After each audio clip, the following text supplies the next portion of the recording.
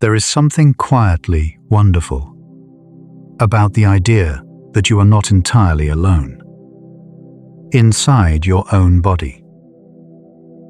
Welcome to Sleepy Science. Tonight, we are going somewhere very close. Closer, in fact, than anywhere you have ever traveled before. We are going inside.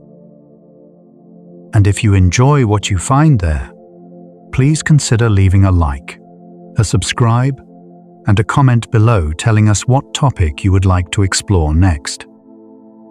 And if you would like to help keep these quiet journeys going, you can find the Sleepy Science Patreon in the description. We would love to have you there. Now, let us begin. Somewhere inside you, right now, as you lie still, and let the day dissolve around you. There are approximately 38 trillion microorganisms going quietly about their lives. 38 trillion. That is a number so large, it is almost impossible to hold in the mind. For every single human cell in your body, there is roughly one microbial cell living alongside it. Some estimates put this number even higher. The point is not the exact figure. The point is the sheer, quiet, overwhelming scale of it. You are, in a very real sense, more them than you. This community of microorganisms, bacteria, viruses, fungi, archaea, and other microscopic life, is called the human microbiome. The word microbiome comes from the Greek for small and the Latin for way of life. A small world, a way of living. It is perhaps the most fitting name for something that has shaped your life from the very moment you were born. Actually, perhaps even before that. Scientists once believed that the womb was a sterile place, completely free of microbes, a clean and protected chamber, where a new life could begin without interference. That idea has slowly been revised. There is growing evidence that some microbial exposure may begin even in utero, though researchers are still carefully working out what this means. What is clear is that the moment of birth is one of the most significant microbial events of a human life. When a baby passes through the birth canal, it is coated in the mother's vaginal microbiome. In those first seconds and minutes, the baby swallows, inhales, and absorbs millions of microorganisms. These first colonizers are not accidents. They are gifts. They are the founding settlers of an ecosystem that will spend the rest of that child's life learning how to protect them. Babies born by caesarean section receive a different first microbial community, one shaped more by the hospital environment and the skin of the people who touch them, rather than the mother's birth canal. Researchers have noticed that these two groups of babies can show subtle differences in their immune development and their susceptibility to certain conditions in later life. This is not a reason for alarm. It is simply a reminder of how deeply our invisible passengers are woven into the story of who we become. The microbiome is not something that happens to us. It is something we are shaped by, in collaboration with, and in conversation with, every single day. Breast milk contains something called human milk oligosaccharides, complex sugars that a newborn baby cannot actually digest. For a long time, scientists were puzzled by this. Why would breast milk contain something the baby cannot use? The answer, when it came, was one of those quiet revelations that makes you see things differently. The sugars are not for the baby. They are for the baby's microbiome. They are food for the bacteria, specifically for a group called Bifidobacterium, which colonizes the infant gut and begins building the immune system from the inside out. Think about that for a moment. Millions of years of evolution produced a food, breast milk, that nourishes not only the baby, but also the microbes that the baby needs to thrive. The body has always known that it is not alone. It has always been building towards collaboration, not just survival. By the time a child is around 3 years old, their gut microbiome has largely stabilized into a community that resembles an adult's. This does not mean it stops changing, far from it. But the foundational community is in place. The ecosystem has taken root. And for the rest of that person's life, this community will shift and adapt in response to what they eat, where they live, who they spend time with, what medicines they take, how much they sleep, how stressed they feel, and 100 other quiet influences they will never even notice. The gut is where most of the conversation happens. The human digestive tract is home to the largest and most complex community of microbes in the body. If you were to lay the lining of the human gut flat, it would cover an area of roughly 32 square meters, about the size of a small studio apartment. And every square centimeter of that surface is in constant, delicate, extraordinarily subtle communication with the microbes living there. There are somewhere between 500 and 1,000 different species of bacteria that have been identified in the human gut. No two people share exactly the same community. Your gut microbiome is as unique to you as your fingerprints. More unique, perhaps. Even identical twins who share the same DNA, the same home, and often the same diet, can have significantly different gut microbiomes. This tells us something important. The microbiome is not just a reflection of your genes. It is shaped by your life, by the particular, unrepeatable details of the way you have moved through the world. The two most dominant groups of bacteria in the adult gut are called firmicutes and bacteroidetes. Between them, they account for around 90% of all the bacteria in your intestines. The balance between these two groups has been linked in various studies to everything from body weight to inflammation to mood. When this balance tips too far in one direction, things begin to quietly shift. Not dramatically, not all at once, but over time, the ripples reach places you might never expect. One of those places is your brain. The gut and the brain are connected by a long, wandering nerve called the vagus nerve. It travels from the brain stem all the way down through the chest and into the abdomen, threading through your organs, like a quiet river finding its way to the sea. For a long time, scientists thought of this nerve mainly as a one-way road, the brain sending signals down to the gut to regulate digestion.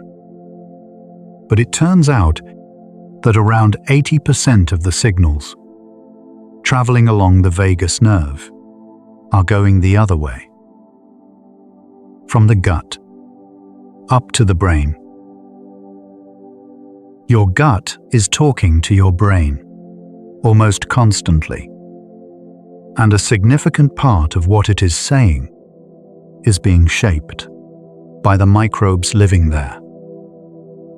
This relationship, the connection between the gut microbiome, the gut itself, and the brain, is called the gut-brain axis. And it is one of the most quietly fascinating frontiers in all of modern science. Your gut microbes produce neurotransmitters.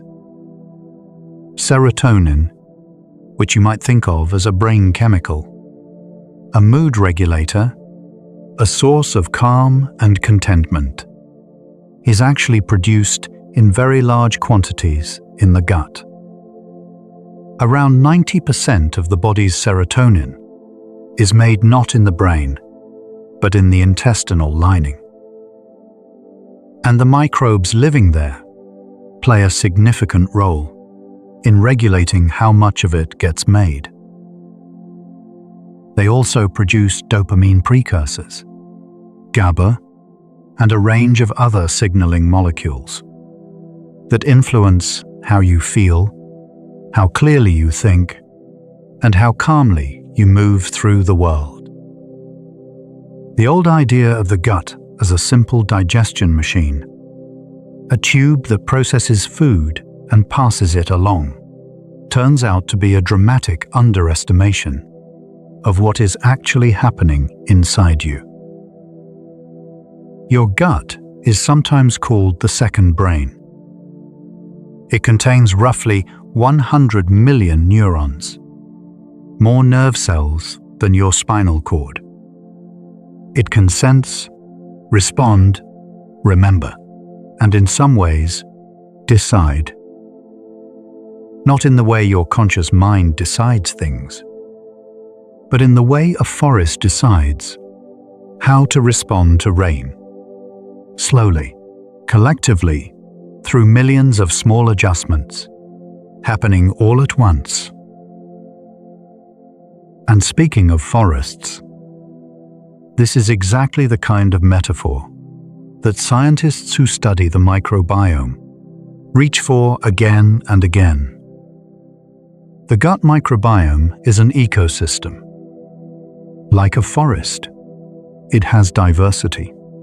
Like a forest, it has competition and cooperation happening simultaneously.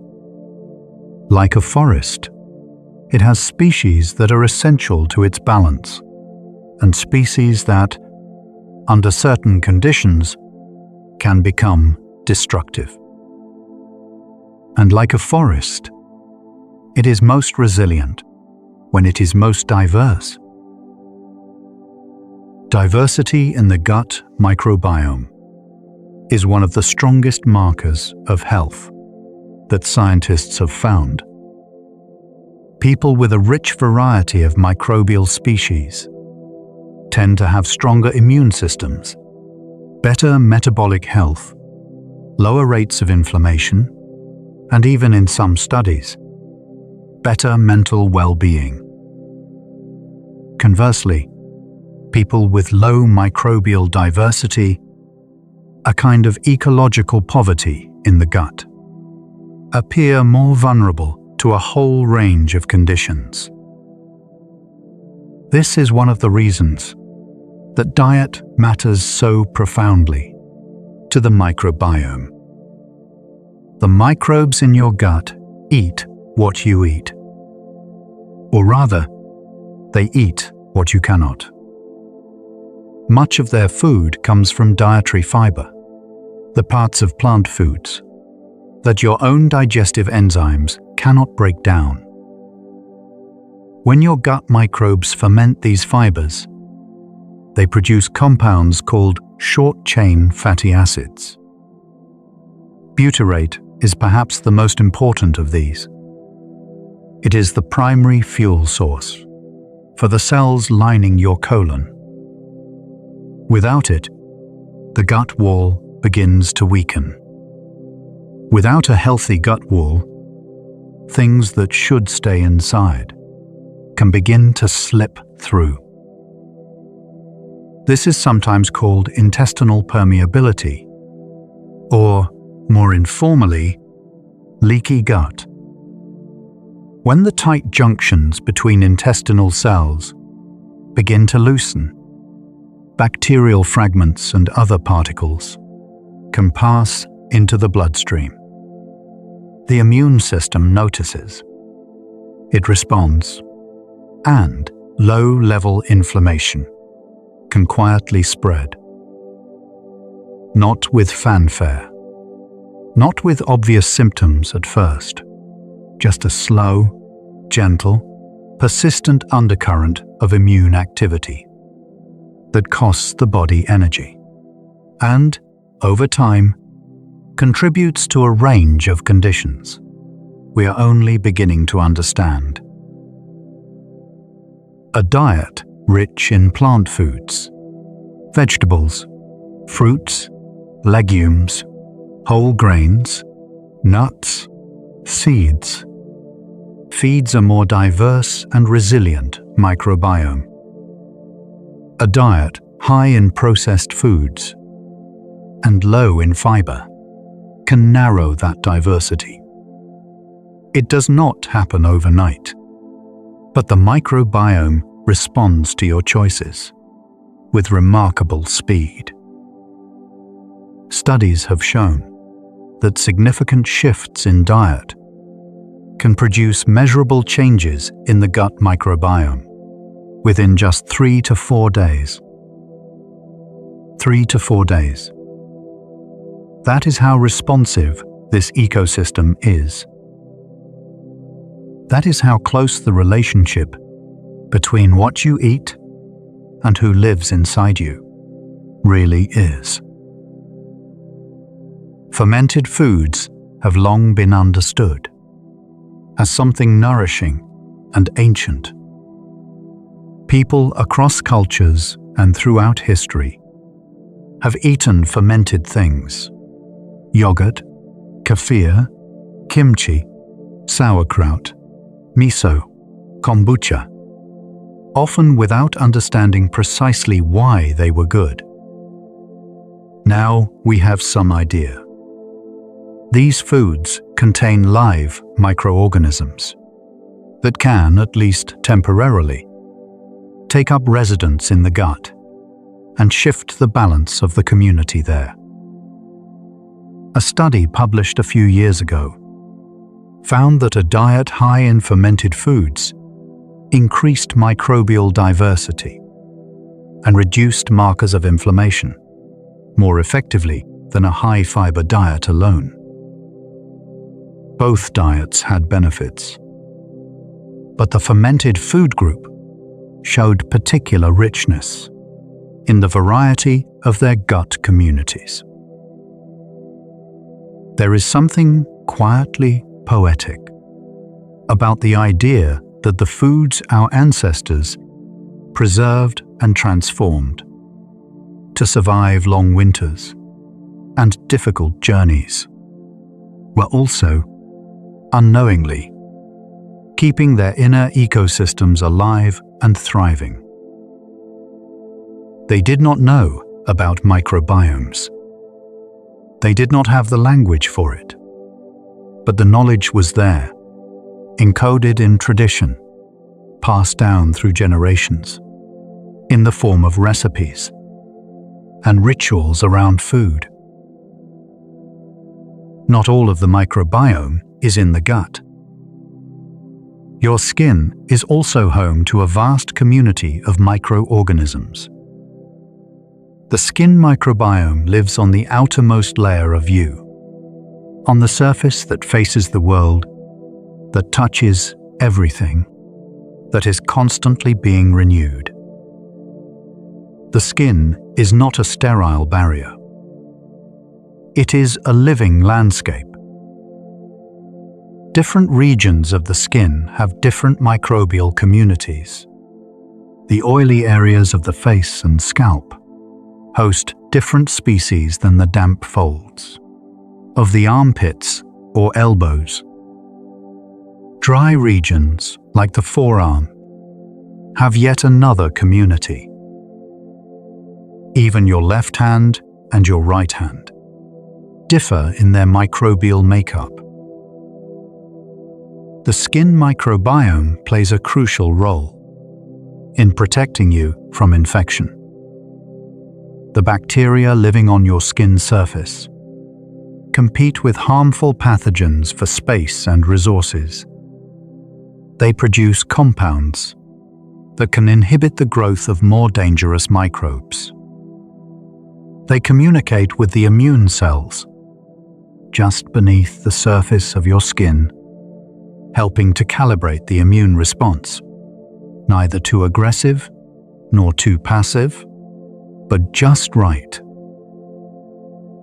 One of the most intriguing inhabitants of the skin is a genus of bacteria called Staphylococcus. You may have heard of Staphylococcus aureus, a bacterium that can cause serious infections. But most staphylococci on the skin are entirely benign, and some are actively helpful.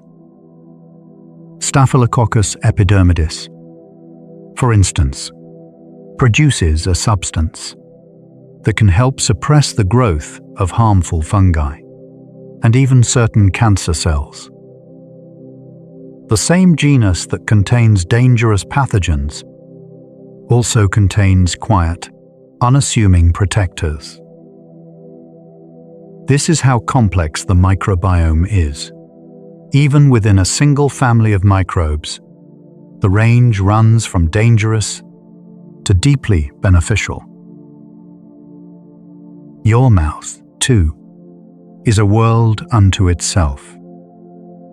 The oral microbiome contains over 700 species of bacteria, making it one of the most diverse microbial communities in the body.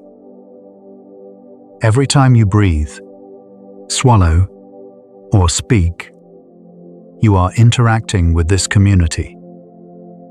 The bacteria in your mouth form complex structures called biofilms, what you might know as plaque. Within these biofilms, different species cooperate with each other, share nutrients, and protect each other from threats. A biofilm is not just a layer of bacteria. It is a small, organized city with structure, communication, and something that resembles, in its own microscopic way, a division of labor. The health of your oral microbiome has been linked to conditions far beyond the mouth. Poor oral health has been associated in studies with increased risk of heart disease, diabetes, and certain cognitive conditions. The exact mechanisms are still being worked out, but the most likely explanation is that bacteria from the mouth can enter the bloodstream, particularly when the gum tissue is inflamed, and travel to distant parts of the body, where they trigger immune responses and contribute to inflammation. The mouth and the gut are connected, of course. Everything in the digestive system is connected, and the bacteria that leave the mouth travel through the esophagus and into the stomach, where most of them meet a very acidic end. The stomach is, broadly speaking, a hostile environment for most microbes. Its acid, with a pH often between 1 and 3, destroys the vast majority of what enters it. But not everything. One particular microbe, Helicobacter pylori, has evolved an extraordinary adaptation that allows it to survive in the stomach lining itself. Helicobacter pylori is found in the stomachs of roughly half of all humans on Earth. For most of history, it lived inside us without detection. It was only in the 1980s that Australian doctor Barry Marshall and his colleague Robin Warren made the discovery that changed gastroenterology forever. That stomach ulcers, which had long been blamed on stress and spicy food, were in many cases caused by this bacterium. To prove it, Marshall famously drank a solution containing Helicobacter pylori. He developed gastritis within days. He then treated himself with antibiotics and got better.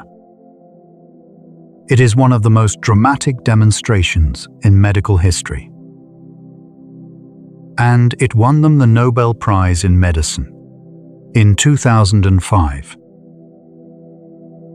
But the story of Helicobacter pylori is more complicated than it first appears. While it can cause ulcers and stomach cancer in some people, many researchers now believe that it may also have beneficial effects. It has been present in the human gut for at least 100,000 years, perhaps far longer. Some studies suggest that people who carry Helicobacter pylori may have some protection against certain allergic and inflammatory conditions. The relationship is double-edged, complex, and in some ways still mysterious. It is a reminder that in the microbiome, the line between friend and foe is rarely a clean one.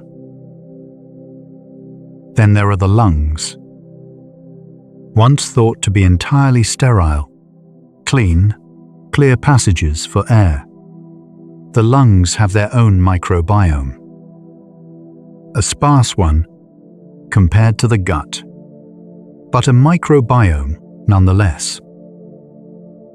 The bacteria in the lungs appear to influence the local immune environment and may play a role in conditions like asthma and chronic obstructive pulmonary disease. Even the sinuses, the ear canals, the eyes, all of these surfaces have their own microbial communities. The body is not a sterile machine. It is a living, breathing, teeming world. And the urinary tract, which was also long assumed to be sterile, has been found to contain microorganisms as well. The same is true of the reproductive system. Everywhere scientists look, with new, more sensitive tools, they find life.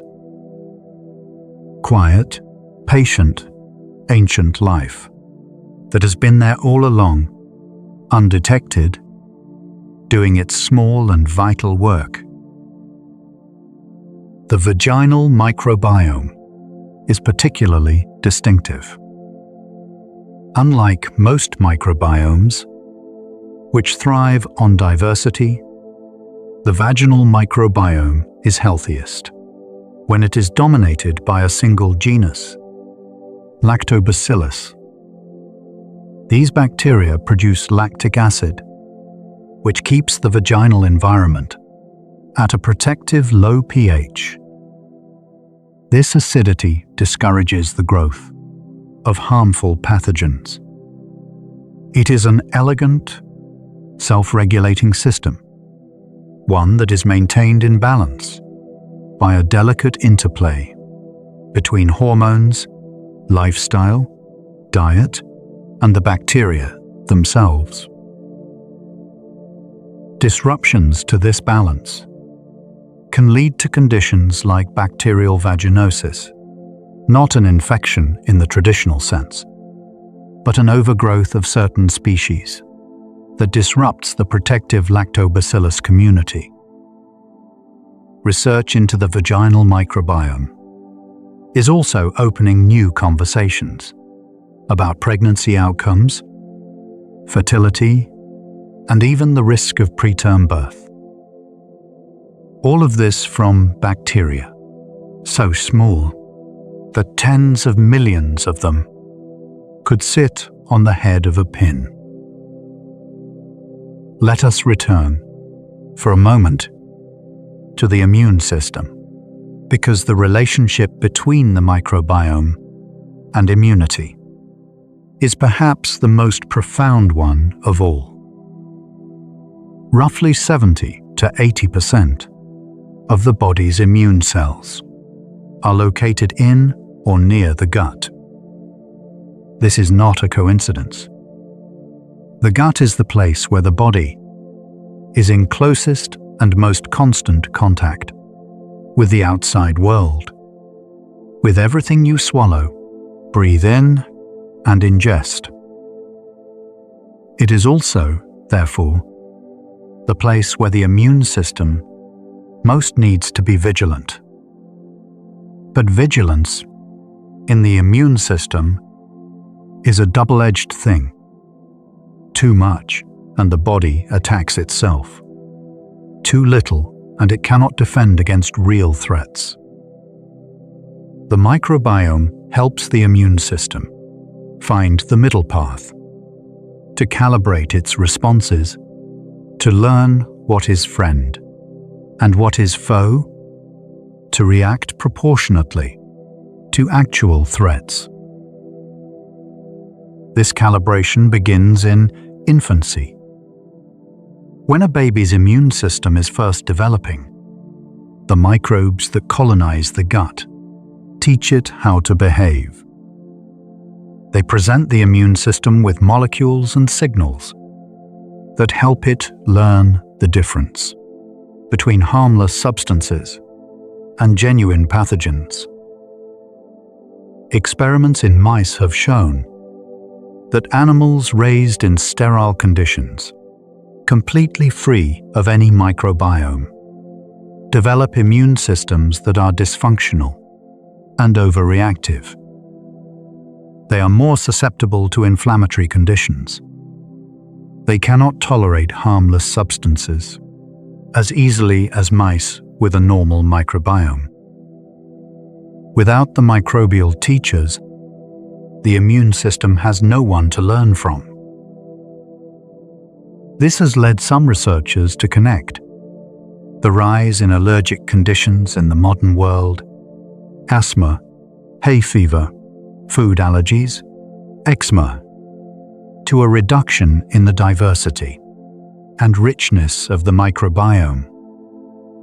The hygiene hypothesis, as it is sometimes called, suggests that the cleaner and more sterile our environments have become, the less exposure our immune systems have had to the broad array of microbes they evolved to interact with. And so, without enough to practice on, the immune system turns its attention to things that are not threats at all: pollen, peanuts, pet dander. This is a hypothesis, not a certainty. The picture is far more complex than simply saying that cleanliness causes allergies. Modern hygiene has saved hundreds of millions of lives. But it may also, as a side effect, have deprived us of some of the microbial diversity our immune systems need to thrive. How to balance that is one of the gentler puzzles that science is currently working on. Antibiotics are one of the most remarkable inventions in human history. Before penicillin, infections that we now treat in a few days were killing people by the millions. The discovery of antibiotics changed the entire landscape of medicine. And yet, antibiotics have a complicated relationship with the microbiome. When you take a broad-spectrum antibiotic, it does not only kill the bacteria causing your infection, it kills indiscriminately. A single course of antibiotics can significantly reduce the diversity of the gut microbiome, wiping out species that took years to establish themselves. In most cases, the microbiome recovers. But recovery can take months, and it is not always complete. Some species may not return at all. Particularly in children, repeated antibiotic use early in life has been associated in some studies with long-term changes in the gut microbiome and increased risk of certain conditions. This is not an argument against antibiotics. They are essential. They save lives every day. But it is a reminder that the microbiome is not invincible, that the ecosystem inside us, like all ecosystems, is vulnerable to disruption, and that decisions about antibiotics are worth making thoughtfully when truly needed and with care. Probiotics are something most people have heard of. Supplements or foods containing live bacteria that are intended to benefit health. The science around them is genuinely nuanced. Some strains of probiotic bacteria have been shown in good quality studies to have specific beneficial effects, reducing the duration of antibiotic-associated diarrhea, for instance, or helping to manage certain symptoms of irritable bowel syndrome. But the idea that any probiotic taken by any person will improve their microbiome across the board is an oversimplification. The gut microbiome is so individual, so specific to each person, that what helps one person may have no detectable effect on another. Some studies have even suggested that certain probiotics, rather than helping the microbiome recover after antibiotics, may actually slow the return of the native microbial community. The incoming bacteria occupy the ecological space before the original community can re-establish itself. The gut, like any ecosystem, is not always easily improved by introducing outsiders. Prebiotics are the less glamorous, but arguably more reliable cousin of probiotics. Prebiotics are not bacteria themselves. They are food for bacteria, particular types of fiber and compounds that selectively feed beneficial microbes. Inulin, found in chicory root, garlic, onions, and Jerusalem artichoke, is one of the most studied prebiotics. Fructooligosaccharides, pectin, beta-glucans. These are the foods that the good bacteria in your gut genuinely thrive on. Feeding your microbiome is perhaps even more important than trying to seed it with new bacteria from outside. And then there is something called fecal microbiota transplantation, which, as the name suggests, involves transferring the gut microbiome from a healthy donor to a recipient whose microbiome has been severely disrupted. This is not a new idea. Something like it was first described. In 4th century China, a physician named Ge apparently treated patients with severe diarrhea, using what he called yellow soup.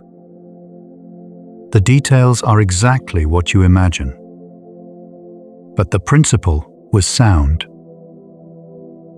Today, fecal microbiota transplantation is a recognized medical procedure, used primarily to treat recurrent infections caused by a bacterium called Clostridioides difficile, C. diff, which can cause severe and life-threatening diarrhea, particularly in people who have been on long courses of antibiotics. In clinical trials, this procedure has cure rates higher than 90%, far better than antibiotics alone. By restoring a diverse, healthy microbial community, the transplant essentially crowds out the C. diff, giving the body's defenses the backup they need. The potential applications of this approach extend well beyond C. diff. Researchers are exploring its use in inflammatory bowel disease, obesity, metabolic syndrome, and even mental health conditions. Early results in some of these areas are promising, but the science is still young, and the complexity of the microbiome means that predicting who will respond and how remains difficult. Let us turn now to something that feels, at first, like a very different subject, but is quietly connected to everything we have been talking about. Let us talk about sleep. The microbiome has a circadian rhythm. Your gut bacteria do not stay constant throughout the day. They shift and cycle. Different species become more active at different times. Some thrive in the hours after meals. Others are more active at night, when the gut is quieter and the body is resting. The microbiome, it turns out, is rhythmic, just like almost everything else in the body. Disrupting the body's circadian rhythm through shift work, jet lag, or irregular sleep patterns also disrupts the microbiome. Studies in mice have shown that disrupting the circadian clock leads to significant changes in the gut microbial community, reduced diversity, altered metabolism, and increased susceptibility to obesity and metabolic disease. Similar patterns have been observed in humans. People who work night shifts often show disrupted gut microbiomes compared to those who sleep at regular hours. And the relationship runs both ways. The microbiome influences sleep, just as sleep influences the microbiome. Gut bacteria produce serotonin, which is a precursor to melatonin, the hormone that regulates your sleep-wake cycle. They also influence the immune system, which itself is deeply tied to sleep quality and duration. When the microbiome is disrupted, sleep is often disrupted too. When sleep is disrupted, the microbiome shifts. It is a loop, quiet, slow, but powerful. One of the more gentle discoveries in this space is that the simple act of spending time outdoors, in contact with soil, plants, and natural environments, can positively influence the microbiome. Outdoor environments are rich in microbial diversity. The soil beneath your feet is teeming with thousands of microbial species, many of them beneficial. When you walk barefoot on grass, when you garden, when you breathe forest air, you are exchanging microbes with the world around you. There is a bacterium in soil called Mycobacterium vaccae that has attracted particular interest. Research suggests that exposure to this bacterium through soil contact or inhalation can trigger the release of serotonin in the brain and produce effects that resemble those of antidepressant medications. Gardening as therapy. Walking in nature as medicine. These things that people have always known intuitively are beginning to find their molecular explanations, and those explanations often involve the microbiome. The story of how we first began to understand the bacteria living in and on us is a long and winding one. For most of human history, we did not know these organisms existed at all. The first person to actually see bacteria was a Dutch cloth merchant and amateur scientist named Antony van Leeuwenhoek. In the 1670s, using a microscope he had ground himself from a single small lens, he peered into a sample of water taken from a local lake and saw tiny, moving, living things. He called them animalcules, little animals. He was enchanted by them. He wrote letters to the Royal Society in London, describing what he saw with a kind of breathless wonder that you can still feel reading them across the centuries. Here was a man who had looked somewhere no one had ever looked before and found an entire world.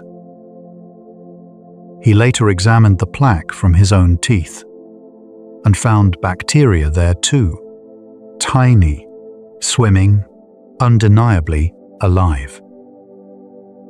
He was the first person to observe what would later come to be called the human microbiome, though he had no such concept for it. For 2 centuries after Leeuwenhoek, the study of bacteria was tangled up almost entirely with the study of disease. Louis Pasteur, Robert Koch, these were the great figures who established that specific bacteria cause specific diseases. Germ theory transformed medicine. It saved countless lives. But it also, perhaps inevitably, created a cultural attitude toward bacteria that was defined almost entirely by fear. Bacteria were the enemy. Cleanliness was the goal. Sterility was safety. That paradigm is now shifting. It has not reversed. Bacteria can and do cause terrible disease, and the fight against dangerous pathogens remains critically important. But the picture has grown richer, more complex, more honest. We now understand that most bacteria are not dangerous, that the vast majority of the microbes living in and on our bodies are neutral at worst and profoundly beneficial at best. That we are not under siege from a microscopic enemy. We are in partnership with an ancient world. The Human Microbiome Project, launched in 2007 by the National Institutes of Health in the United States, was one of the most ambitious efforts in biology to actually map this partnership. Over several years, researchers collected samples from hundreds of volunteers, from 15 body sites in women and 18 in men, and sequenced the DNA of every microbial community they found. The result was an extraordinary catalogue of the diversity of human microbial life. Thousands of species, many of them unknown to science before that moment. What the project found was staggering in its scope. The human microbiome contains roughly 2 to 20 million unique microbial genes, compared to just around 20,000 genes in the human genome itself. If you measure us by the size of our genetic library, we are far more microbial than human. More than 99% of the DNA in and on our bodies belongs not to us, but to our microbes. This is a fact that sits strangely when you first encounter it. The genes that make proteins, regulate inflammation, digest complex carbohydrates, produce vitamins, and respond to environmental signals. The majority of these are microbial. The human genome, vast and complex as it is a relatively small chapter in a much longer book. Your microbiome makes vitamins. Vitamin K, which is essential for blood clotting, is produced in significant quantities by bacteria in the gut. Several B vitamins, including biotin, folate, and riboflavin, are also produced by gut microbes. Some of these vitamins are absorbed from the gut and contribute to the body's overall supply.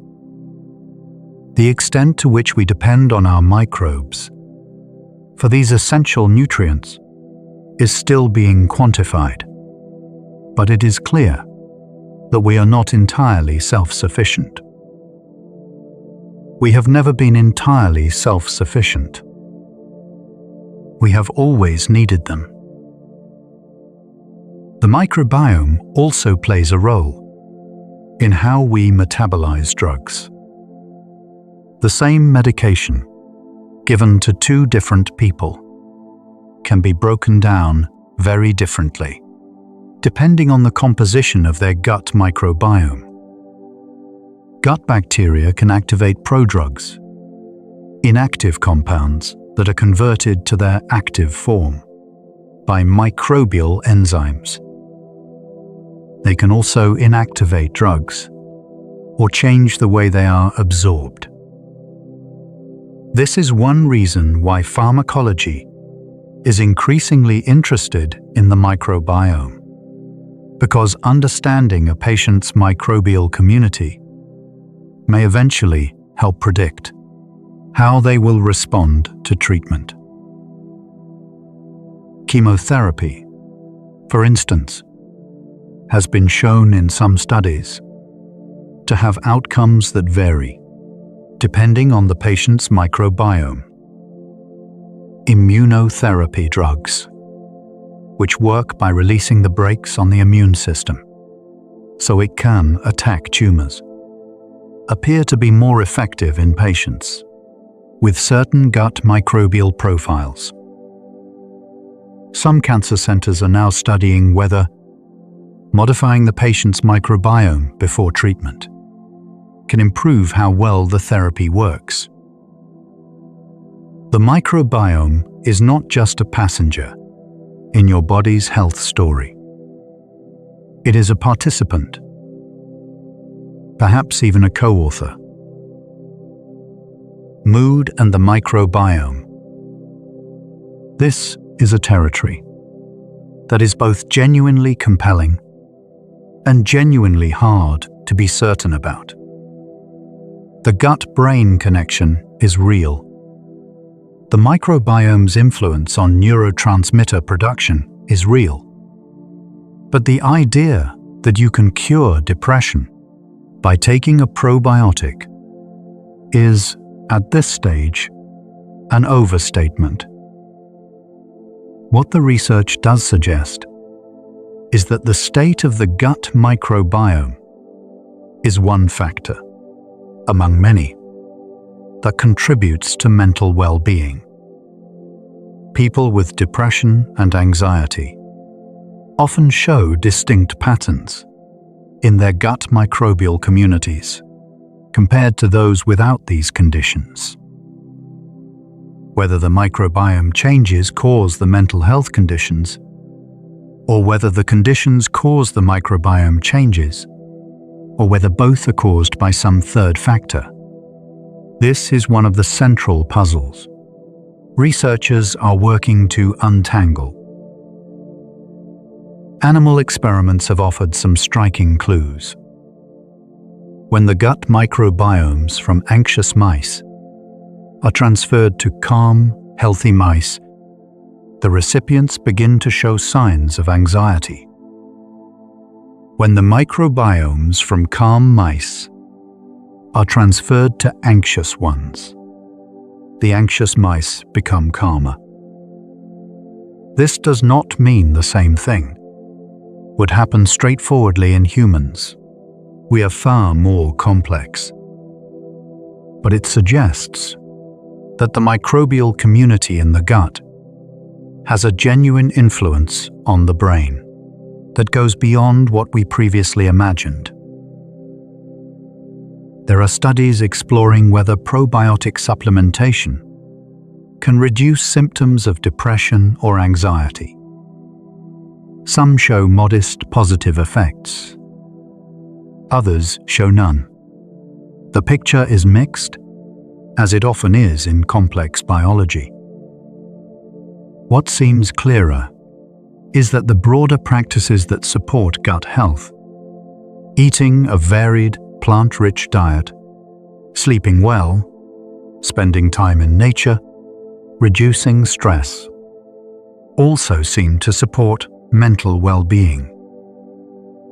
Whether this is mediated partly through the microbiome is a reasonable hypothesis, and it is a kinder, gentler way to think about mental health, not as something that exists only in the brain, but as something that arises from the whole body, in conversation with its world. Body weight and the microbiome have a relationship that has received enormous attention over the past 2 decades. A landmark experiment, published in 2006 by Jeff Gordon and his colleagues at Washington University, transplanted the gut microbiomes of obese mice and lean mice into germ-free recipient mice. The mice that received the obese microbiome gained significantly more body fat than those that received the lean microbiome, even when both groups ate the same amount of food. This single experiment reframed the way many researchers thought about obesity.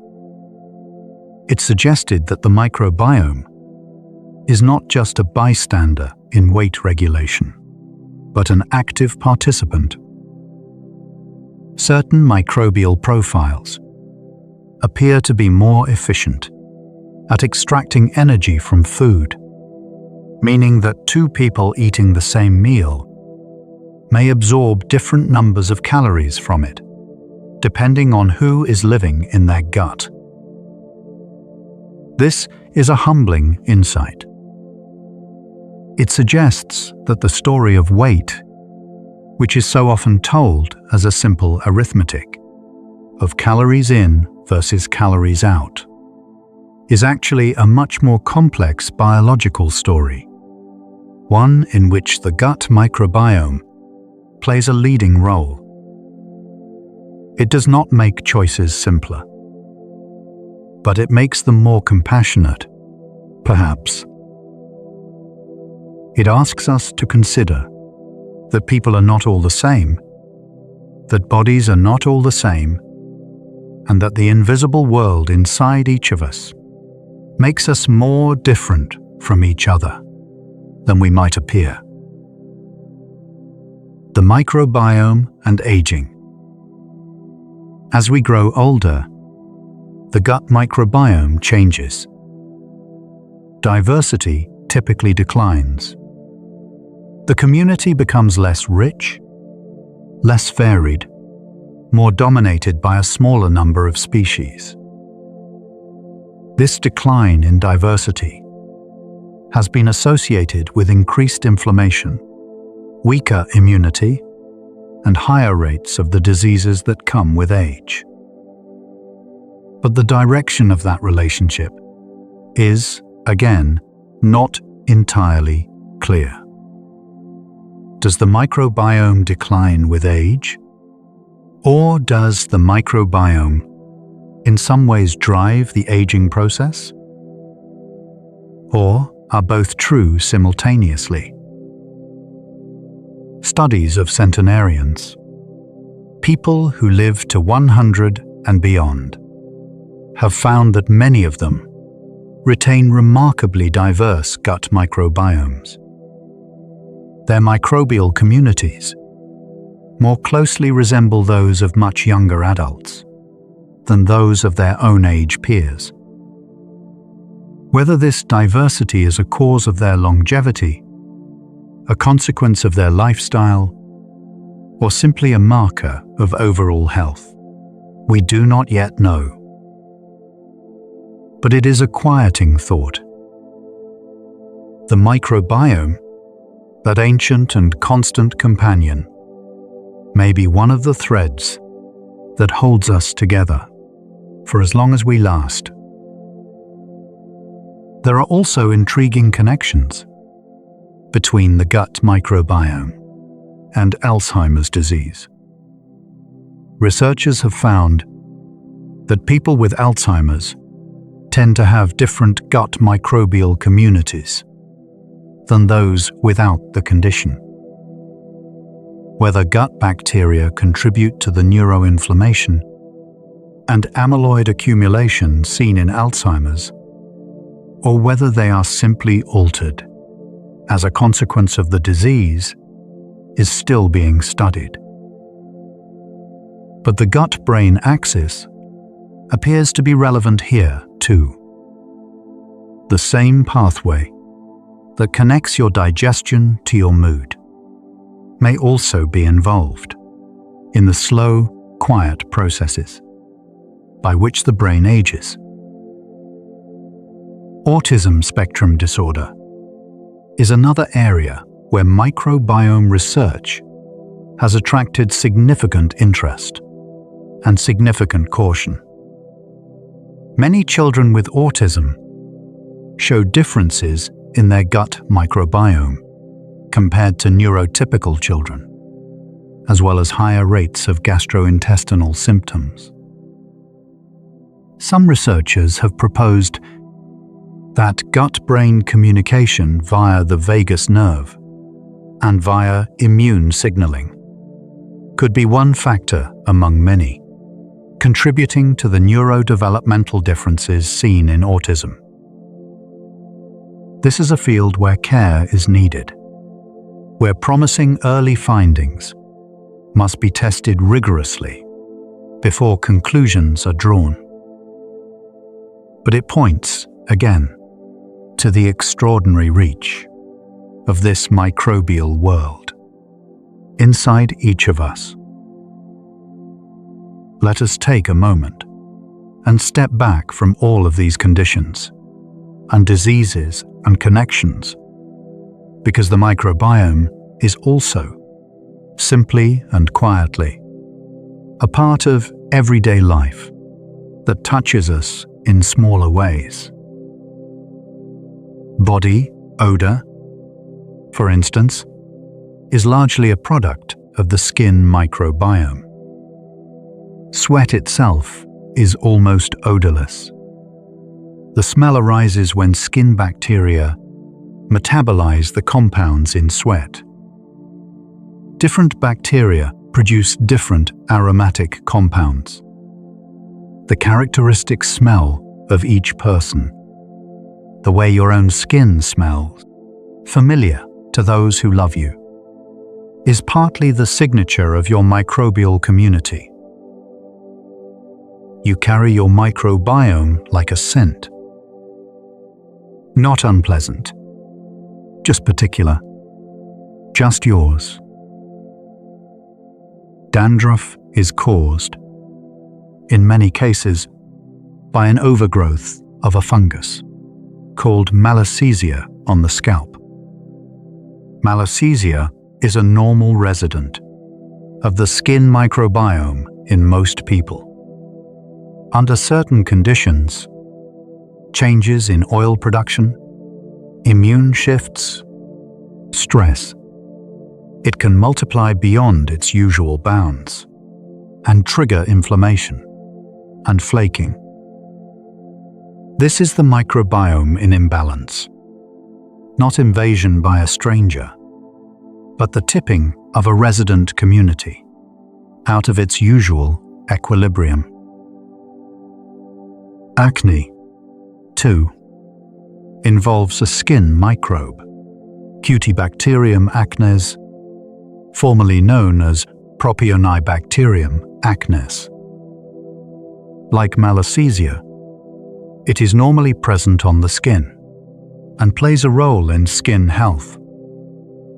Under certain hormonal conditions, particularly during adolescence, it can proliferate in hair follicles and contribute to the inflammation and blockage that we call acne. Treating acne with antibiotics works, in part, by reducing this bacterium, but it also reduces the rest of the skin microbiome. The search for more targeted treatments, ones that address the imbalance, without destroying the wider community, is one of the ongoing questions in dermatology. Even the way you smell to other people, and the people you are attracted to, may be partly microbial. Research on major histocompatibility complex, or MHC genes, has shown that people tend to prefer the body odor of those whose immune genes are different from their own. The mechanism is thought to involve scent, the subtle olfactory cues that communicate genetic compatibility. And since the skin microbiome interacts with these same genetic factors and contributes to the scent we produce, it is possible that attraction, that ancient, wordless pull toward another person, has, in some small way, always been a conversation between microbiomes. The social microbiome. People who live together tend to share more similar microbiomes than strangers. Partners who share a home and a bed tend to share microbial communities. Pet owners share microbes with their animals. Children share microbes with their parents and siblings. When we embrace, when we touch, when we share meals and spaces and air, we are exchanging something invisible, but real. We are seeding each other's ecosystems. Our microbiomes, like our lives, are shaped by the people we are close to. Dogs, in particular, have been shown to have an interesting effect on the human microbiome. Children who grow up with dogs tend to have more diverse gut and immune microbiomes. Having a dog in the home exposes young children to a broader range of environmental microbes, from the outdoors, from soil, from other animals. And this exposure appears to have a protective effect on immune development. The family dog as a microbiome guardian. Another quiet, lovely thing to love them for. Now let us go even deeper. The microbiome is not just bacteria.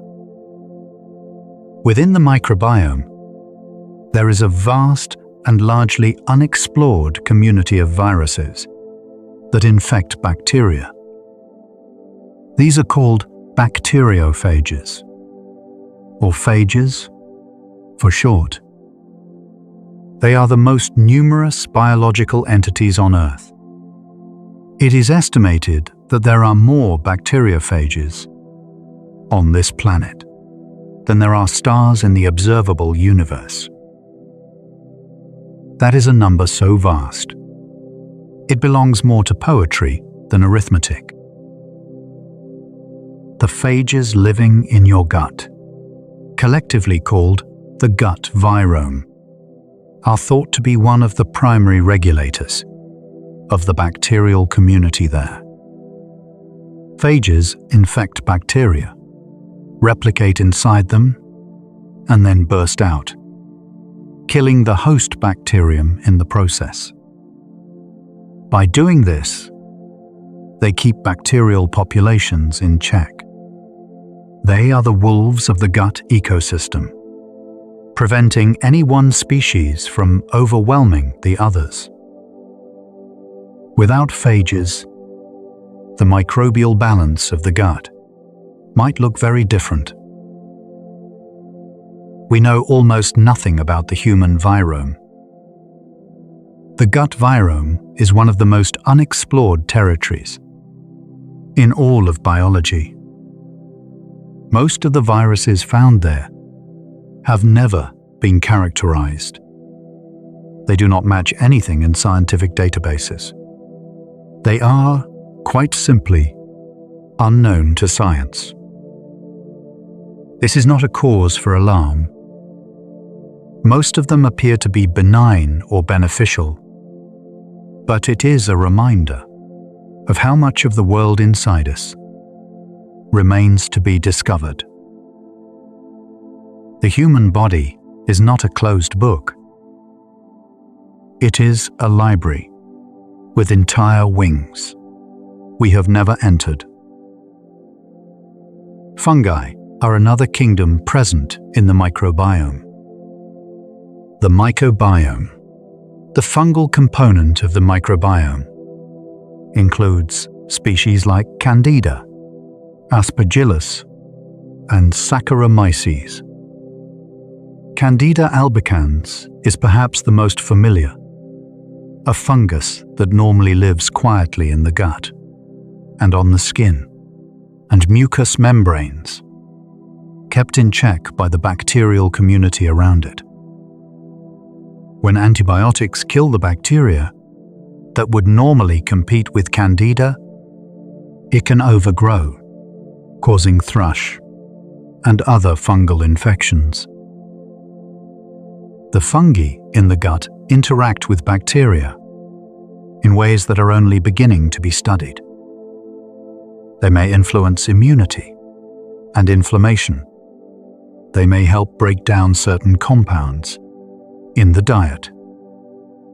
They are part of the ecosystem, not dominant, not usually dramatic, but present. always present. And then there are the archaea. Archaea are single-celled organisms that look superficially like bacteria, but are, genetically and biologically, a completely different domain of life. They are among the oldest life forms on Earth, ancient beyond imagination, predating even complex cells. Some archaea live in places that would kill almost anything else. Boiling hot springs, acidic lakes, frozen tundra. And some live in your gut. The most common archaean in the human gut is Methanobrevibacter smithii. Its job is to eat the hydrogen gas, produced as a byproduct of bacterial fermentation. By removing hydrogen, it makes fermentation more efficient, helping bacteria extract more energy from the same food. Methanobrevibacter smithii produces methane as a byproduct. It is, in the most ancient and literal sense, a methane producer living inside you. An archaean from a lineage that predates almost everything we think of as life, quietly completing its ancient task. In the quiet darkness of your digestive system, it is worth pausing on the age of this. The microbes inside you belong to lineages that have existed for billions of years. Bacteria appeared on Earth approximately 3.8 billion years ago, perhaps longer. They were the first life. For over 2 billion years, they had the planet entirely to themselves. They built the oxygen atmosphere that made all subsequent life possible. They pioneered every major biochemical pathway that living things use today. They are, in the deepest sense, the ancestors of everything. And some of their descendants are inside you right now. This is one of the most humbling facts that the microbiome reveals. The bacteria in your gut are not primitive. They are ancient. They have been refined by evolution over billions of years. The tools they use, the enzymes, the channels, the communication molecules, are the products of an evolutionary process, far older than anything in your own genome. You carry within you something of the oldest story on Earth. Human evolution and the microbiome did not happen in parallel.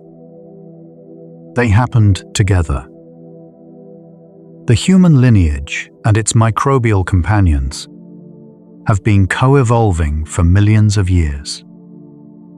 As humans spread across the planet, their microbiomes shifted, adapting to new diets, new climates, new pathogens. Today, the microbiomes of people from traditional, rural, or indigenous communities tend to be significantly more diverse than those of people in industrialized settings. The Hadza people of Tanzania, one of the last hunter-gatherer communities on Earth, have microbiomes that contain microbial species that are almost entirely absent from Western industrial populations. These lost species, sometimes called the vanishing microbiome, may carry functions and capacities we have not yet understood.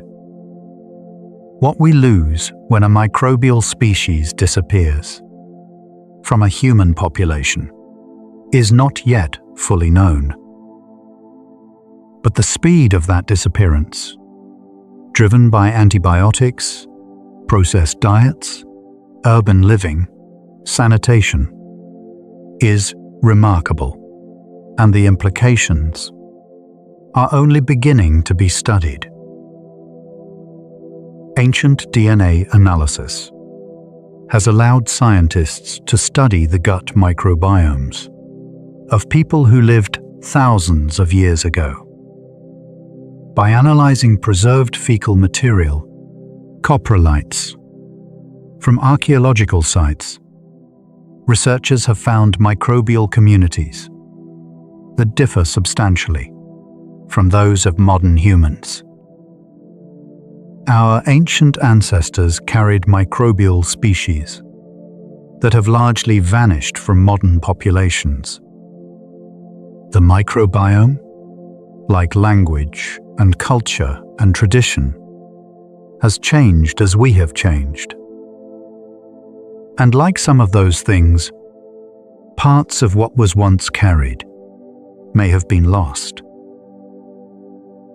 There is a project led by scientist Maria Gloria Dominguez Bello and others to preserve samples of human microbial diversity from communities around the world before that diversity is lost. A kind of microbial ark.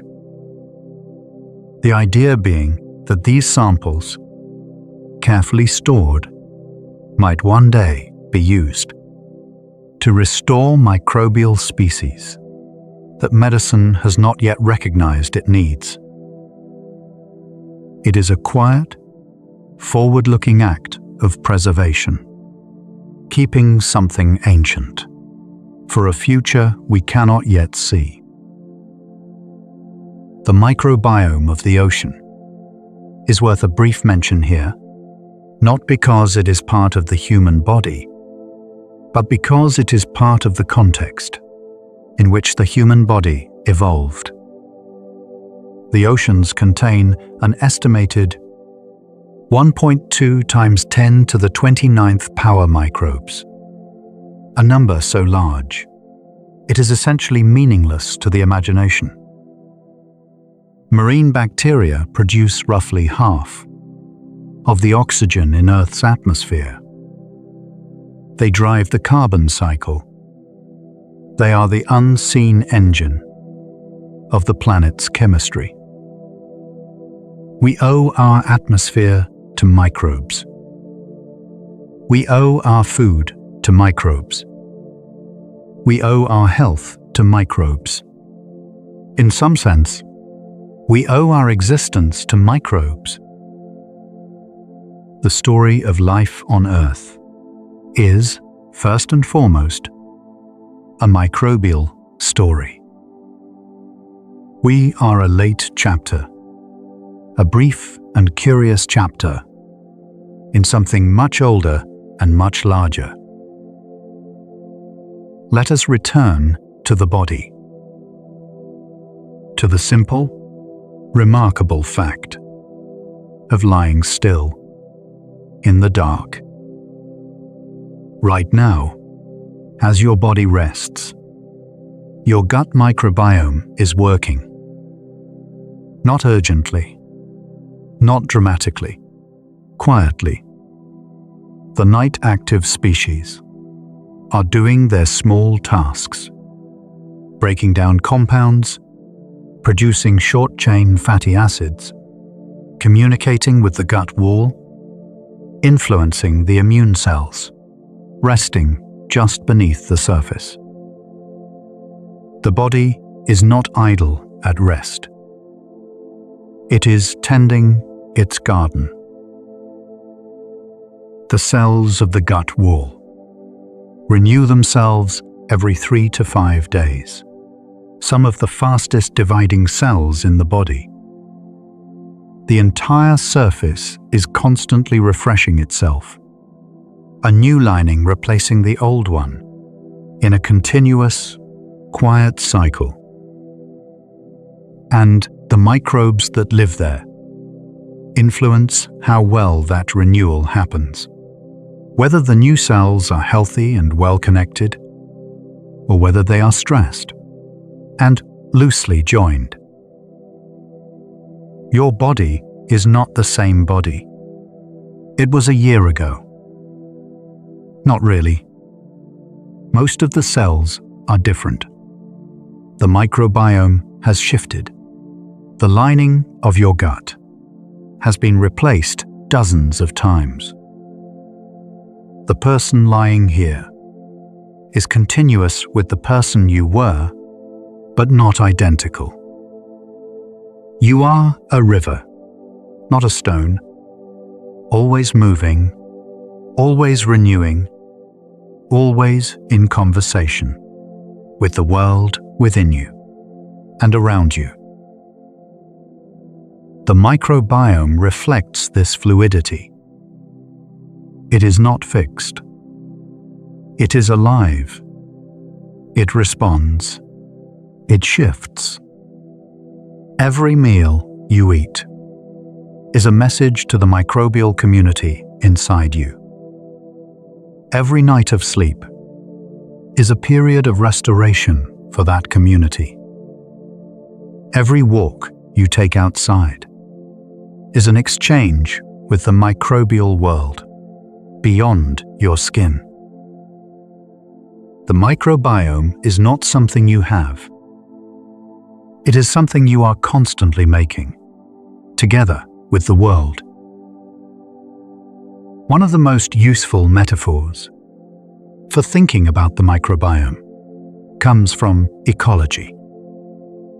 The concept of a keystone species, a species whose presence is disproportionately important to the functioning of the entire ecosystem, applies beautifully to the microbiome. There are certain bacteria in the gut whose role is so central that their loss destabilizes everything around them. Like the wolf in Yellowstone National Park, whose absence allowed elk populations to explode, which then destroyed the riverbanks, which changed the flow of rivers. A single microbial loss can cascade through the whole gut ecosystem in ways that are surprising and sometimes deeply felt. Akkermansia mucinifera is one such keystone microbe. It lives in the mucus layer that coats the gut wall. It feeds on mucin, the protein that makes up that layer, and by doing so, stimulates the production of more mucin. It keeps the gut lining thick, healthy, and well-nourished. Lower levels of Akkermansia have been found in people with obesity, type 2 diabetes, and inflammatory bowel disease. Higher levels have been associated with healthier metabolic function and with better responses to immunotherapy in cancer. It is a small, unprepossessing bacterium. Most people have never heard of it, and yet it may be one of the most important occupants of your body. Faecalibacterium prausnitzii is another. It is one of the most abundant bacteria in the healthy human gut and one of the major producers of butyrate. It has anti-inflammatory properties that have been studied in the context of Crohn's disease and ulcerative colitis. Its abundance is reliably reduced in people with inflammatory bowel conditions. It is sensitive to oxygen. It cannot survive if exposed to air, and for this reason, it is difficult to culture in the laboratory. For many years, it was almost impossible to study closely. As technology has improved, it has come increasingly into focus. A quiet protector that spent years hiding in the complexity of the gut. The microbiome and the thyroid gland have a relationship that is only beginning to be mapped. The thyroid regulates metabolism, the rate at which the body uses energy. It produces hormones that influence almost every cell in the body. And the gut microbiome appears to influence thyroid function through a number of mechanisms, including the conversion of inactive thyroid hormone into its active form, which is partly mediated by gut bacteria. People with certain gut microbial profiles may have different thyroid hormone levels. As a result, the connections keep spreading, quietly, steadily, into every corner of the body. There is a bacterium called Lactobacillus reuteri that has been studied in the context of oxytocin production. Oxytocin is sometimes called the bonding hormone, the chemical signal associated with love, trust, connection, and warmth between people. Research in mice has shown that supplementing with Lactobacillus reuteri increases oxytocin levels and improves social behavior. It also accelerates wound healing and promotes hair shininess and thickness. Two signs of health that, in evolutionary terms, signal a thriving organism. Whether this translates directly to humans is still being studied. But it is a gentle, remarkable thing to sit with. The idea that the warmth you feel toward the people you love, the ease of connection, the sense of safety in another person's presence, might be influenced, even in some small way, by the bacteria living in your gut. The microbiome is influenced by exercise. Studies have found that regular physical activity is associated with greater gut microbial diversity. Athletes tend to have richer, more varied gut communities than sedentary individuals. In some studies, people who began regular exercise showed measurable increases in gut microbial diversity, even before any dietary changes. The body's increased oxygen consumption during exercise, the changes in gut motility, the release of certain metabolites, all of these seem to create a more hospitable environment for microbial diversity. The relationship between the microbiome and exercise appears to run in both directions too. Gut bacteria produce compounds that influence muscle function and endurance. Short-chain fatty acids like propionate and butyrate appear to influence the amount of energy available to muscles during sustained exercise. Some researchers are exploring whether optimizing the gut microbiome could be a way of improving athletic performance, a gentler, more internal kind of advantage that could complement training. Stress is one of the most significant disruptors of the gut microbiome. When the body is under stress, it releases hormones like cortisol and adrenaline that change the environment of the gut, altering gut motility, changing the composition of mucus, reducing blood flow to the intestines. These changes make the gut a less welcoming place for many beneficial microbes. And conversely, a disrupted microbiome sends signals back up to the brain through the gut-brain axis that can amplify the stress response, making anxiety feel louder, making recovery harder. Chronic stress and chronic gut disruption can become mutually reinforcing, the gut and the brain feeding each other's distress.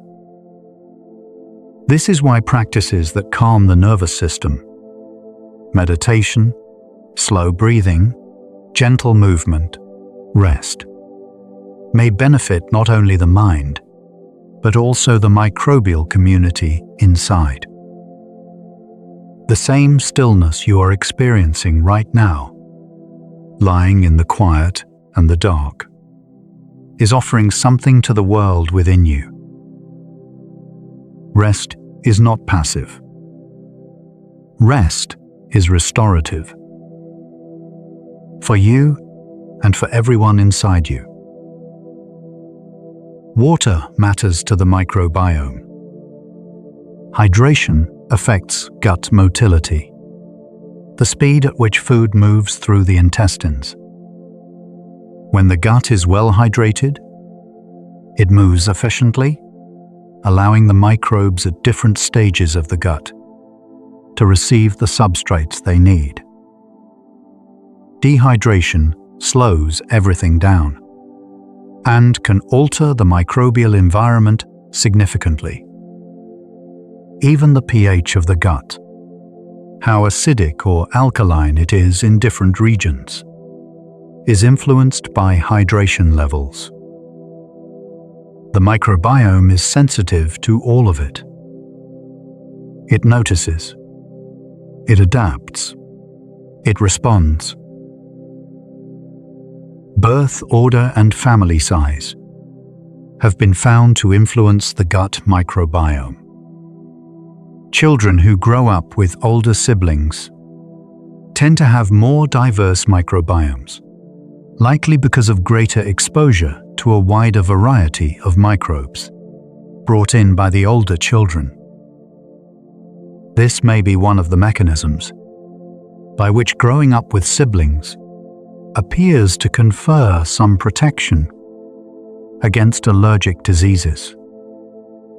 The immune training provided by a diverse microbiome leads to a calmer, better calibrated immune system, one less likely to overreact to things that are not threats. The geography of where you live shapes your microbiome. Rural communities have different microbial profiles than urban ones. People living near the coast differ from those inland. High-altitude dwellers have adapted microbiomes suited to their environment. The food you eat, the water you drink, the soil you touch, the air you breathe, all of these carry microbes that quietly find their way into your community.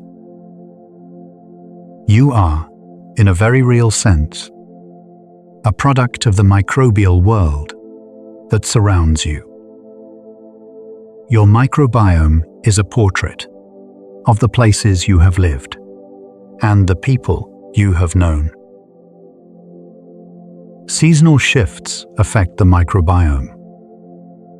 Studies in rural populations have found that the gut microbiome changes significantly between seasons, shifting as the diet shifts, as the variety of available foods changes, as outdoor activity patterns change. In traditional communities, where seasonal eating was unavoidable, the microbiome cycled with the year, richer in summer, leaner in winter, adapting to whatever was available. Our modern diet with its year-round access to the same foods, has flattened that cycle. Whether this matters for health is something researchers are beginning to ask. The relationship between the microbiome and the liver is an important and underappreciated one. The liver and the gut are connected by the portal vein, a direct channel through which everything absorbed from the gut travels directly to the liver.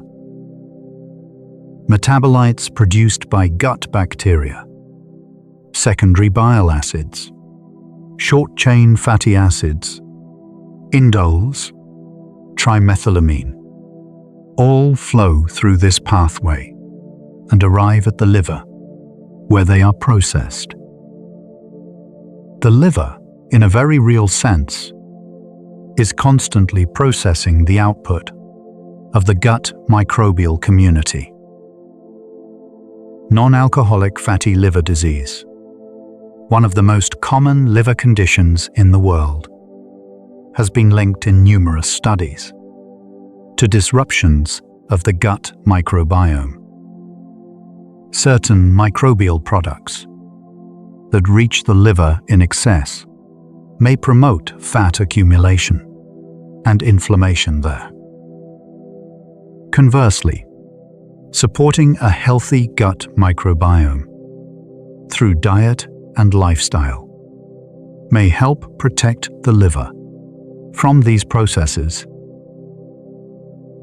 Bile acids themselves are transformed by gut bacteria in ways that are important for health. Primary bile acids are made in the liver from cholesterol and released into the gut to help digest fats. Gut bacteria convert them into secondary bile acids, which have their own signaling functions, influencing glucose metabolism, immune function, and gut motility. The interplay between the liver and the gut microbiome through bile acid metabolism is one of the more elegantly complex loops in all of human physiology. Trimethylamine N-oxide, or TMAO, is a compound that has attracted attention in the context of heart disease. When you eat certain foods rich in carnitine and choline, found in red meat and eggs, gut bacteria convert these compounds into trimethylamine, which the liver then converts to TMAO. High levels of TMAO in the blood have been associated with increased risk of heart disease and stroke.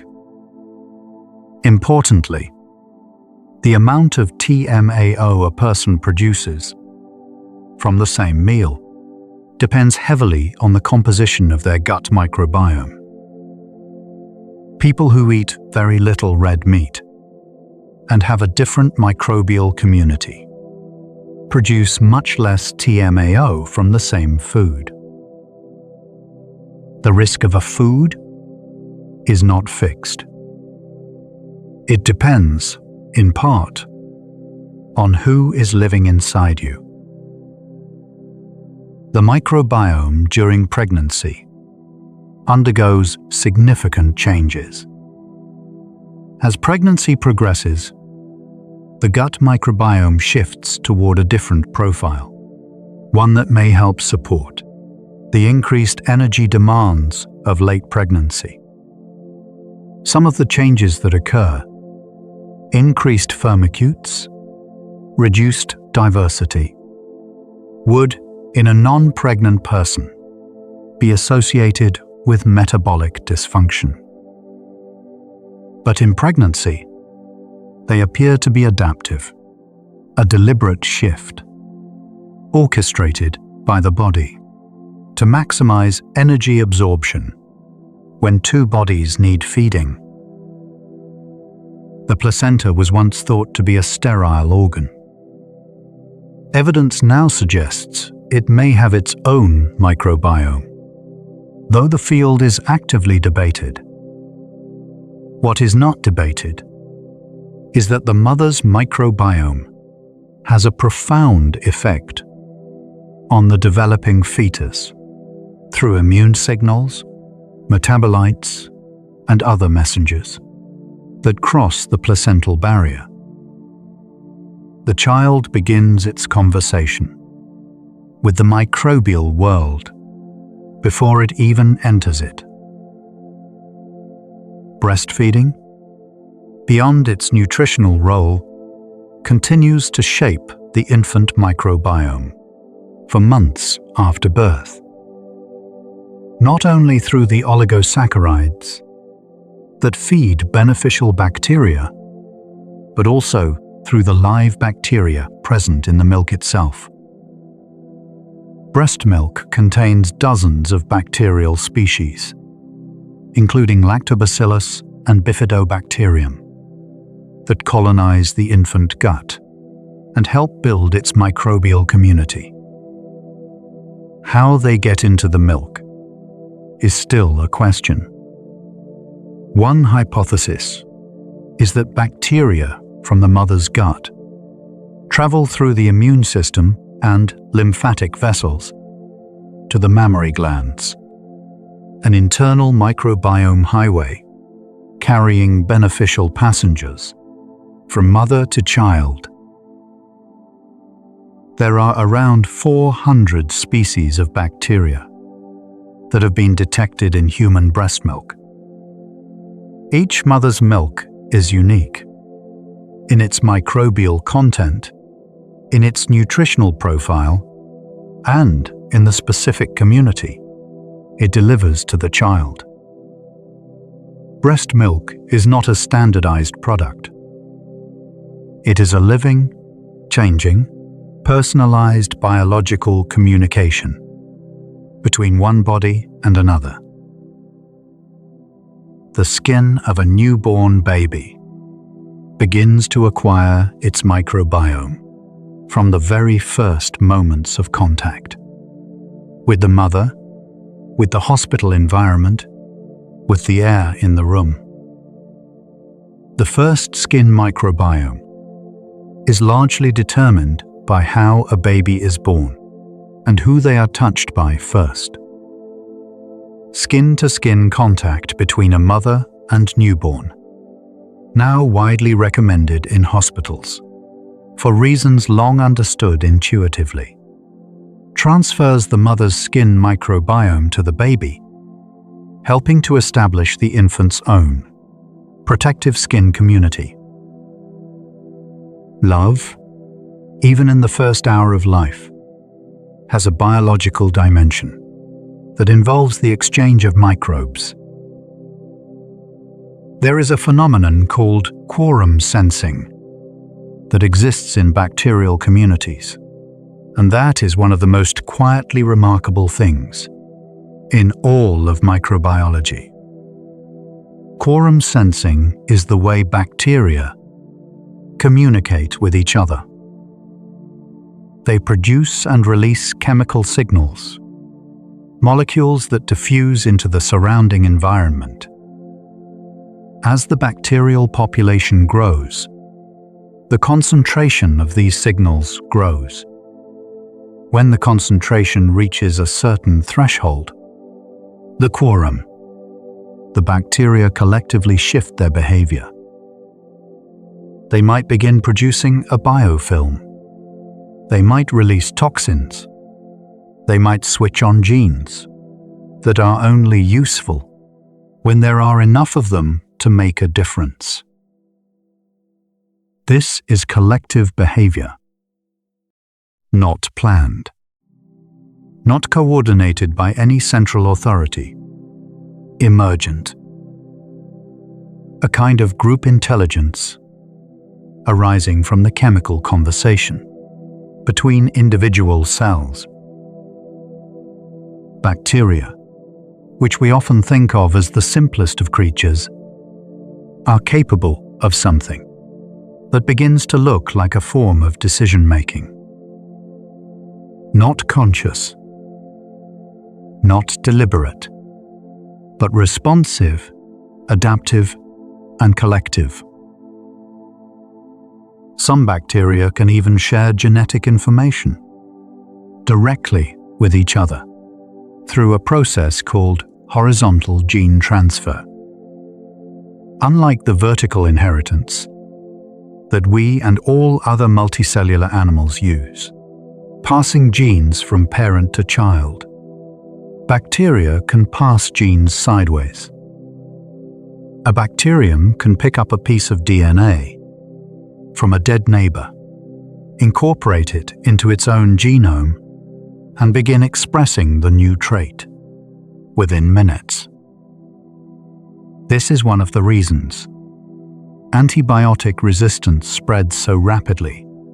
Resistance genes can be passed from resistant bacteria to sensitive ones, across species, lines, across locations, and across time.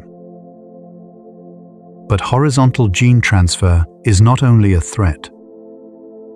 It is also a form of innovation, a way for bacterial communities to adapt rapidly to new environments and new challenges.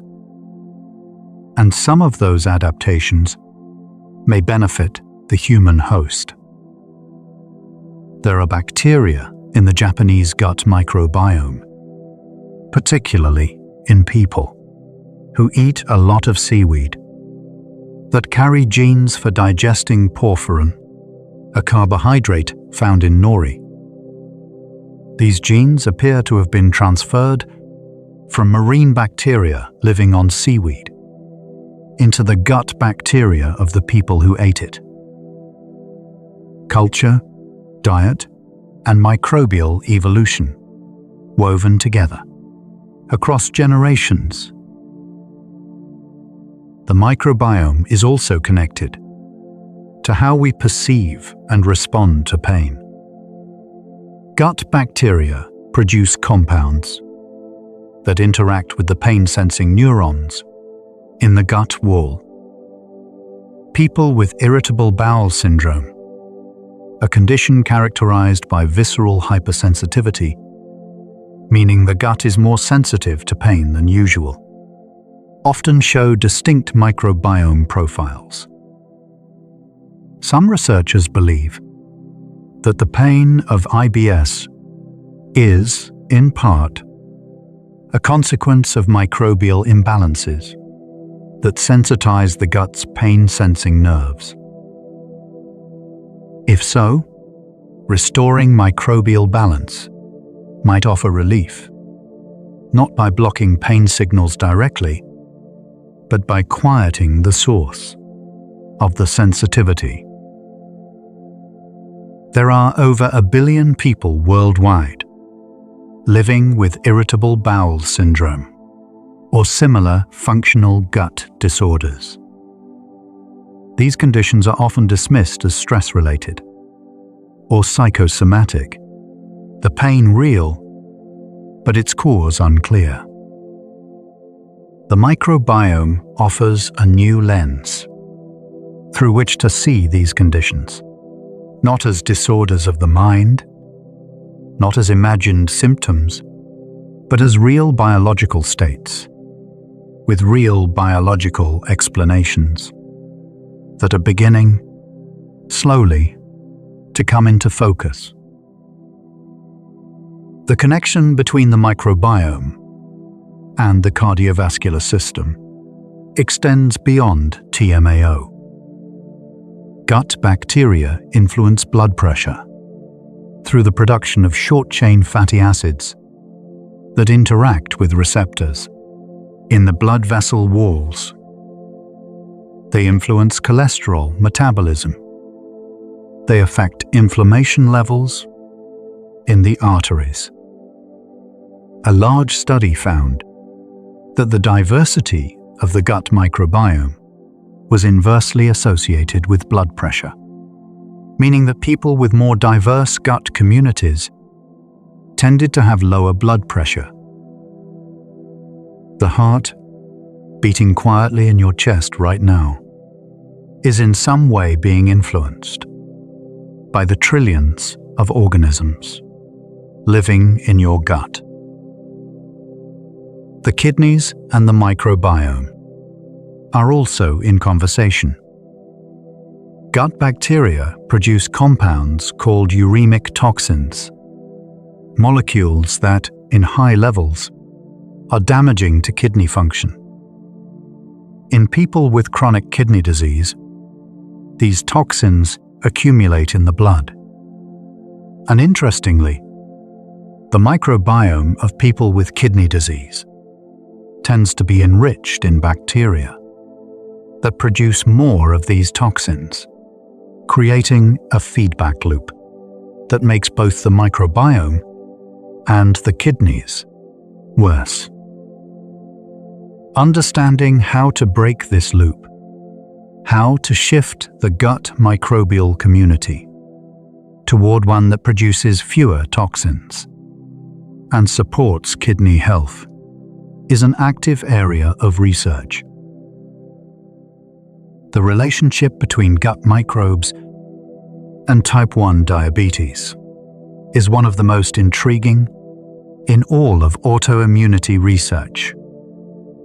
Type 1 diabetes is an autoimmune condition in which the immune system attacks the insulin-producing cells of the pancreas.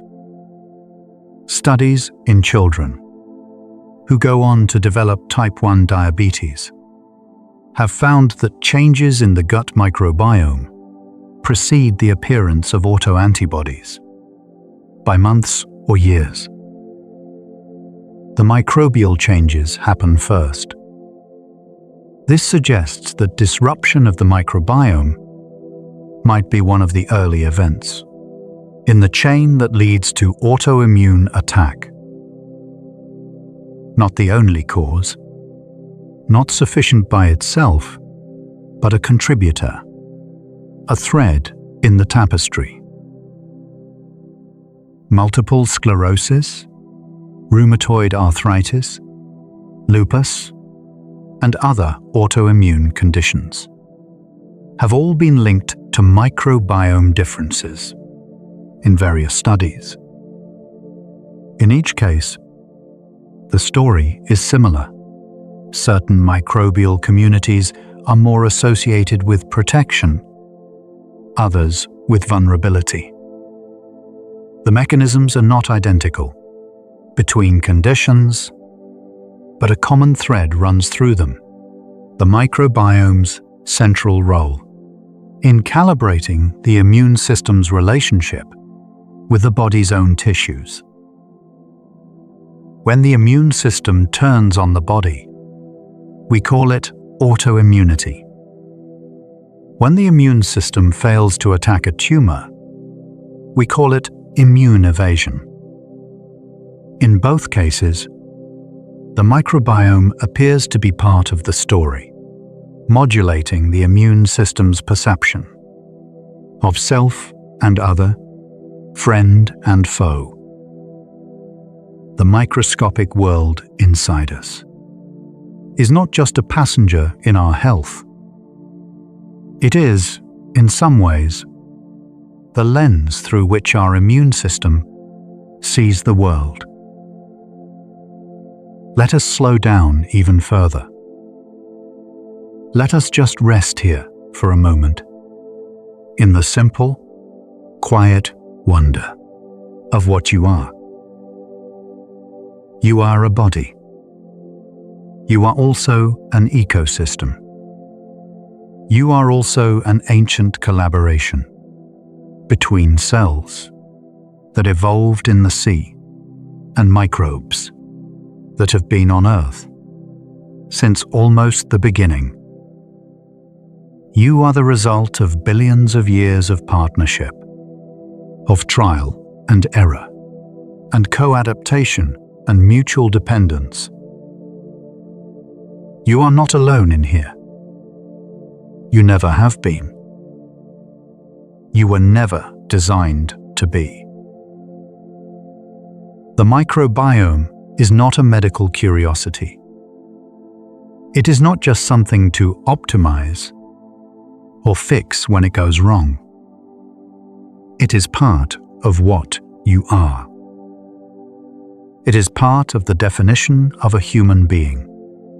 Not just the genome, not just the brain, not just the heartbeat, but also the vast, quiet, ancient community that lives within you and is, in its own way, part of your life. There is a term in biology, holobiont, that refers to a host organism, together with all of the microbes that live in and on it. The holobiont is the full, complete, actual biological entity. Not just the human part, but the whole community. Some biologists argue that we should think of humans not as individual organisms, but as holobionts, ecosystems unto ourselves, shaped as much by our microbial partners as by our own cells. This idea challenges something quite deep in the way we tend to think about ourselves as autonomous, bounded, discrete individuals. The microbiome suggests otherwise. It suggests that we are porous, that we are collective, that the boundary between self and other is, at the microscopic level, not a sharp line, but a gradual, shifting, permeable zone where the human ends and the microbial begins is not entirely clear. This is not a loss of self. It is an expansion of it.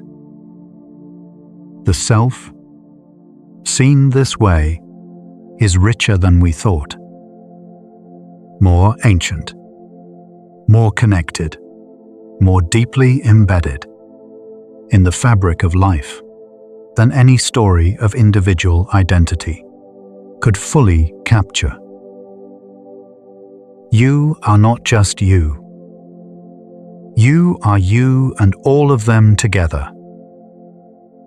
And together, you have made it to this moment, this quiet, dark, restful moment, alive and breathing, and still. The science of the microbiome is still so young. What we know now is a small fraction of what will eventually be known. The tools available to microbiome researchers, even 10 years ago, were primitive compared to what exists today. And the tools that will exist in 10 years from now will likely make today's seem primitive in turn. We are at the very beginning of understanding what the microbiome does, how it works, what it needs, and how we can support it. And in doing so, support ourselves. Every year brings new discoveries. A bacterium that had been overlooked, revealed to be essential. A connection between the microbiome and a disease that no one had suspected. A mechanism by which gut microbes influence something as distant as bone density, or eye health, or the rate at which wounds heal. The microbiome keeps reaching further into the body's story than anyone expected. And each new connection makes the picture richer, more intricate, more beautiful. Bone density. Yes. Gut bacteria produce short-chain fatty acids that influence the activity of osteoblasts, the cells that build bone, and osteoclasts, the cells that break bone down. The balance between these two cell types determines bone density. And that balance is, in part, microbially regulated. Research in mice has found that germ-free animals, those without any microbiome, have altered bone density compared to normal animals. Studies in humans have found associations between gut microbial diversity and bone mineral density, particularly in older women. The connection runs, in part, through the gut's role in regulating inflammation. Chronic low-level inflammation, which is promoted by a disrupted gut microbiome, accelerates bone loss. Reducing that inflammation, even partially, through diet and lifestyle and microbial balance, may help slow the progression of osteoporosis. The skeleton and the gut microbiome, two things that seem to belong in entirely different chapters of a physiology textbook, are, in fact, in conversation. The eye. There is a gut-eye axis. Research has linked gut microbiome composition to conditions like age-related macular degeneration, the leading cause of blindness in older adults. Glaucoma has also been studied in relation to the microbiome. Uveitis, inflammation inside the eye, has been linked to gut microbial imbalance in animal models. The eye and the gut share immune pathways, and changes in gut permeability can alter immune activity in distant parts of the body, including the eyes. The body is one system, after all, not a collection of separate organs that happen to share a body cavity, but a single, integrated, mutually influencing whole. And perhaps the most poetic connection of all, the microbiome and the sense of smell. The nose has its own microbiome, the nasal microbiome, which influences conditions like chronic sinusitis and allergic rhinitis. And the olfactory system, the sensory pathway through which you experience smell, is directly connected to the brain in a way that no other sense is. The olfactory nerve passes through a thin bone at the top of the nasal cavity and goes directly to the olfactory bulb, one of the most ancient parts of the brain, deeply connected to memory and emotion.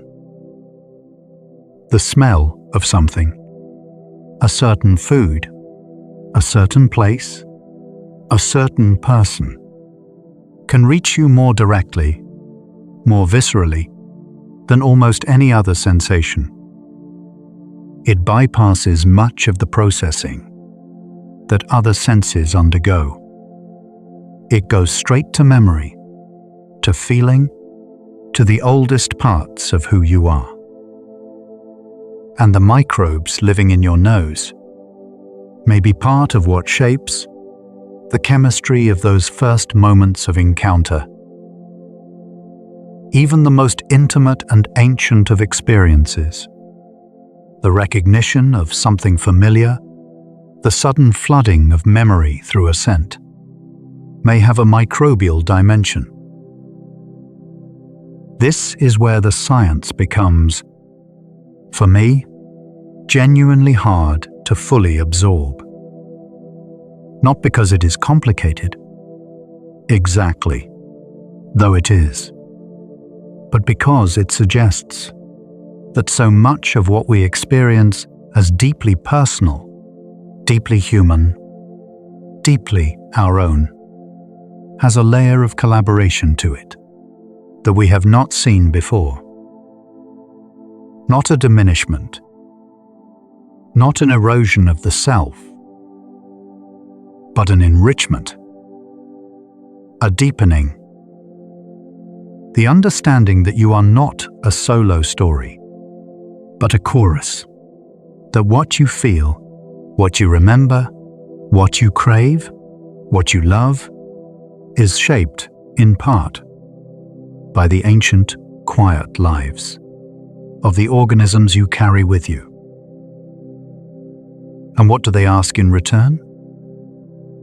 Almost nothing. A little fiber, a little consistency, a little time outside, enough sleep, the company of other people and other creatures. Not perfection, not extreme measures, just the ordinary rhythms of a life, lived with some attention to the body's needs. This is, perhaps, the most quietly radical thing the microbiome teaches us. That health is not primarily about intervention, about treatments and supplements, and corrective measures. It is about relationship. A relationship with the food we eat, the sleep we take, the stress we carry, the air we breathe, the earth we touch. And a relationship with the unseen community inside us. Ancient, patient, faithful, and quietly extraordinary. As you lie here, and your breath slows, and the day grows further away, something small and important is happening inside you. The gut is settling into its night rhythm. The microbes that thrive in rest are beginning their quiet work. The barrier cells of the gut wall are receiving their nightly delivery of butyrate. The immune cells nearby are reviewing the day's information, deciding what to remember, what to release. The long, slow, ancient process of restoration is underway. And above it all, the brain, which has been listening to the gut all day long, is beginning to quiet. The signals traveling up the vagus nerve grow softer. The body's chemistry turns gently towards sleep. Melatonin rises. Core body temperature falls. The muscles that have held you upright through all the hours of the day finally, fully let go. This is what the microbiome helps make possible among so many other things. This particular softening, this ease, this gentle passage from the world of doing into the world of rest. You are a remarkable thing. Not just because of the complexity of your brain, or the beauty of your nervous system, or the engineering of your heart, but because of the whole of you, the visible and the invisible, the human and the microbial, the ancient and the new. Because you carry within you a world that is almost entirely unexplored, and because that world is working right now in the dark and the quiet on your behalf. The microbiome does not sleep. Even as you rest, it tends you. It is one of the few systems in the body that does not fully power down at night. It keeps a kind of watch, a quiet, ancient, patient vigil at the borders of the self. Let it tend you now. Let the whole extraordinary, ancient, invisible world inside you do its quiet work while you drift. You do not need to do anything. You do not need to understand anything. You do not need to manage anything. All of that is already happening without you. The ecosystem continues. The bacteria digest, the phages patrol, the fungi balance, the archaea whisper their ancient chemistry.